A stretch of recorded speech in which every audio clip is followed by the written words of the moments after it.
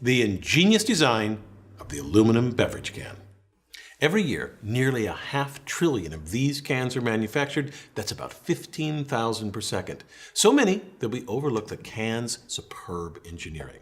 Let's start with why the can is shaped like it is. Why a cylinder?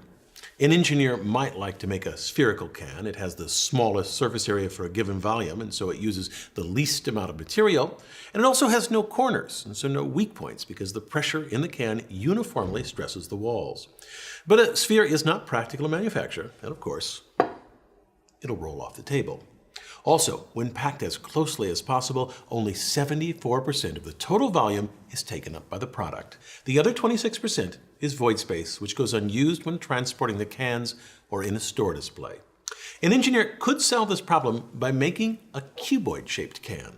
It sits on a table, but it's uncomfortable to hold and awkward to drink from, and while easier to manufacture than a sphere, these edges are weak points and require very thick walls. But the cuboid surpasses the sphere in packing efficiency. It has almost no wasted space, although at the sacrifice of using more surface area to contain the same volume as the sphere. So, to create a can, engineers use a cylinder, which has elements of both shapes. From the top, it's like a sphere, and from the side, it's like a cuboid. A cylinder has a maximum packing factor of about 91%, not as good as the cuboid, but better than the sphere. Most important of all, the cylinder can be rapidly manufactured. The can begins as this disc called a blank, punched from an aluminum sheet about 3/10 of a millimeter thick. The first step starts with a drawing die, on which sits the blank and then a blank holder that rests on top. We'll look at a slice of the die so we can see what's happening. A cylindrical punch presses down on the die, forming the blank into a cup. This process is called drawing. This cup is about 88 millimeters in diameter, larger than the final can, so it's redrawn.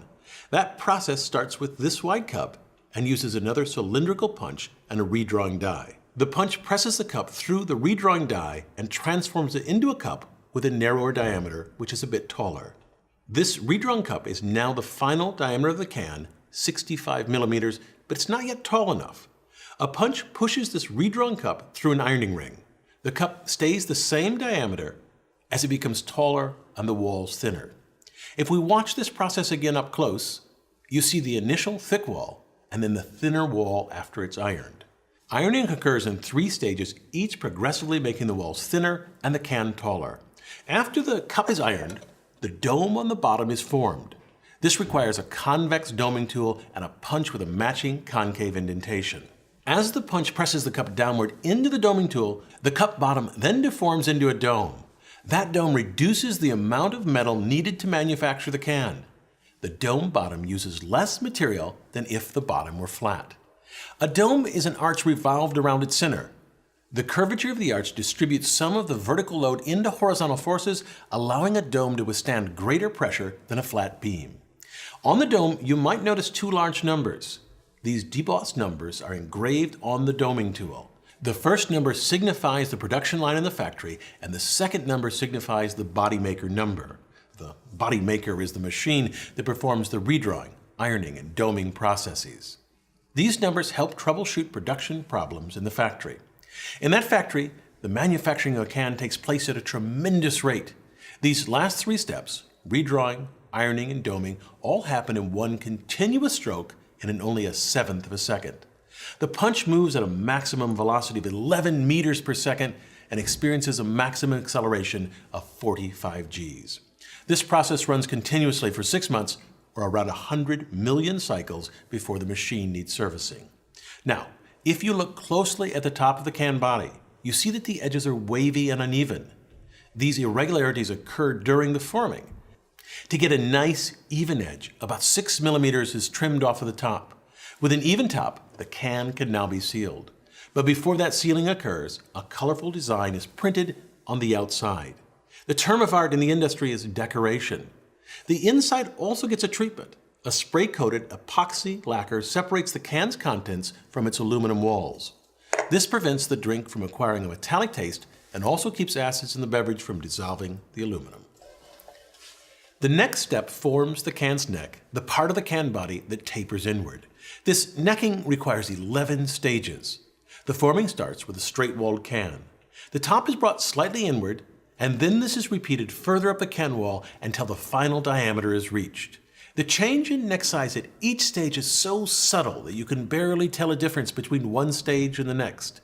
Each one of these stages works by inserting an inner die into the can body, then pushing an outer die, called the necking sleeve, around the outside. The necking sleeve retracts, the inner die retracts, and the can moves to the next stage. The necking is drawn out over many different stages to prevent wrinkling or pleating of the thin aluminum. Since the 1960s, the diameter of the can end has become smaller by 6 millimeters, from 60 millimeters to 54 millimeters today. This seems a tiny amount, but the aluminum can industry produces over 100 billion cans a year, so that 6 millimeter reduction saves at least 90 million kilograms of aluminum annually. That amount would form a solid cube of aluminum 32 meters on a side. Compare that to a 787 Dreamliner with a 60-meter wingspan. Now, after the neck has been formed, the top is flanged. That is, it flares out slightly and allows the end to be secured to the body, which brings us to the next brilliant design feature, the double seam. On older steel cans, manufacturers welded or soldered on the ends. This often contaminated the can's contents. In contrast, today's cans use a hygienic double seam, which can also be made faster. This can is cut in half so you can see the cross-section of the double seam. To create this seam, a machine uses two basic operations. The first curls the end of the can cover around the flange of the can body. The second operation presses the folds of the metal together to form an airtight seal. While the operations themselves are simple, they require high precision. Parts misaligned by a small fraction of a millimeter cause the seam to fail. In addition to the clamping of the end and can body, a sealing compound ensures that no gas escapes through the double seam. The compound is applied as a liquid, then hardens to form a gasket. The end, attached immediately after the can is filled, traps gases inside the can to create pressures of about 30 psi or 2 times atmospheric pressure. In soda, carbon dioxide produces the pressure. In non-carbonated drinks like juices, nitrogen is added. So why is a beverage can pressurized? Because the internal pressure creates a strong can despite its thin walls. Squeeze a closed, pressurized can, it barely gives. Then, squeeze an empty can. It flexes easily, the can walls are thin, only 75 microns thick, and they're flimsy. But the internal pressure of a sealed can pushes outwards equally and so keeps the wall in tension. This tension is key. The thin wall acts like a chain. In compression, it has no strength, but in tension, it's very strong. The internal pressure strengthens the cans so that they can be safely stacked. A pressurized can easily supports the weight of an average human adult. It also adds enough strength so that the can doesn't need the corrugations like in this unpressurized steel food can. While initially pressurized to about 2 atmospheres, a can may experience up to 4 atmospheres of internal pressure in its lifetime due to elevated temperatures, and so the can is designed to withstand up to 6 atmospheres or 90 psi before the dome or the end will buckle. Why is there a tab on the end of the can? It seems a silly question. How else would you open it? But originally, cans didn't have tabs. Very early steel cans were called flat tops for pretty obvious reasons. You use a special opener to puncture a hole to drink from and a hole to vent.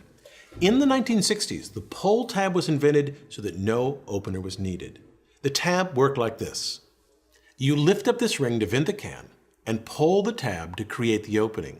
Easy enough, but now you've got this loose tab. The cans ask you to please don't litter, but sadly these pull tabs got tossed on the ground where the sharp edges of the tabs cut the bare feet of beachgoers or they harmed wildlife. So the beverage can industry responded by inventing the modern stay-on tab. This little tab involved clever engineering. The tab starts as a second-class lever. This is like a wheelbarrow because the tip of the tab is the fulcrum and the rivet the load. The effort is being applied on the end. But here's the genius part. The moment the can vents, the tab switches to a first-class lever, which is like a seesaw, where the load is now at the tip and the fulcrum is the rivet. You can see clearly how the tab, when working as a wheelbarrow, lifts the rivet. In fact, part of the reason this clever design works is because the pressure inside the can helps to force the rivet up, which in turn depresses the outer edge of the top until it vents the can, and then the tab changes to a seesaw lever. Looking from the inside of the can, you can see how the tab first opens near the rivet. If you try to simply force the scored metal section into the can using the tab as a first-class lever with the rivet as the fulcrum throughout, you'd be fighting the pressure inside the can. The tab would be enormous and expensive. If you'd like to learn more about the entire life cycle of the aluminum can, watch this animated video by Rexam that describes can manufacturing and recycling. A typical aluminum can today contains about 70% recycled material. Also, Discovery's How It's Made has some great footage of the manufacturing machinery. Here are 2 different stepwise animations of the entire can forming process. And lastly, these are 2 detailed animations of the cup drawing and redrawing processes. The aluminum beverage can is so ubiquitous that it's easy to take for granted. But the next time you take a sip from one, consider the decades of ingenious design required to create this modern engineering marvel. I'm Bill Hammack, the Engineer Guy. Thanks to Rexam for providing us with aluminum cans in various stages of production, and thank you very much to the advanced viewers who sent detailed and useful responses for this video. We read every single comment. If you'd like to help out as an advanced viewer, check out engineerguy.com/preview. You can see upcoming projects and behind-the-scenes footage. For example, you can see early drafts of this beverage can video, and you can sign up to become an advanced viewer. Thanks again.